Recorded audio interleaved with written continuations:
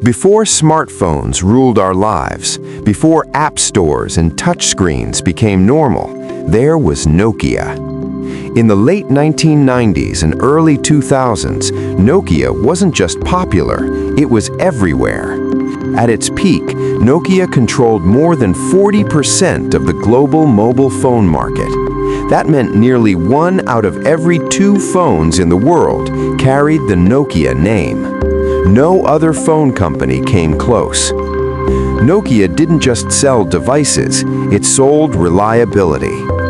Their phones were famous for surviving anything. Menus were simple, buttons felt solid, and features like the snake game became cultural icons. Nokia understood one thing better than anyone else. People wanted phones they could trust. The company believed the future of phones was better hardware, stronger builds, improved keyboards, more durable designs.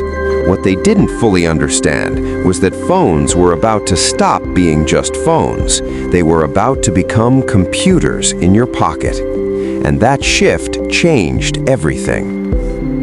In 2007, a single product announcement sent shockwaves through the entire industry. Apple introduced the iPhone. At first, Nokia wasn't impressed. The iPhone had no physical keyboard, it was expensive, it lacked features Nokia phones already had. But Apple wasn't competing on features. Apple was competing on experience. The touchscreen wasn't just a display, it was the entire interface. Scrolling was smooth, gestures felt natural, and for the first time, software became more important than hardware.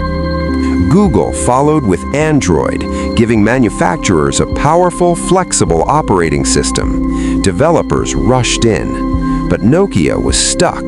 Its operating system, Symbian, had been built for a world of buttons, not touchscreens. Nokia wasn't failing because it lacked talent, it was failing because it couldn't move fast enough.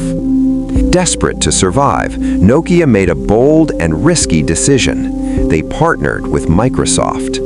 Together, they launched Windows Phone. The new Lumia devices were beautiful, bold colors, smooth animations, fresh ideas. Within a few years, Nokia's dominance was gone. The company that once defined mobile phones was no longer leading the conversation. In 2014, Nokia sold its mobile phone business. An era ended.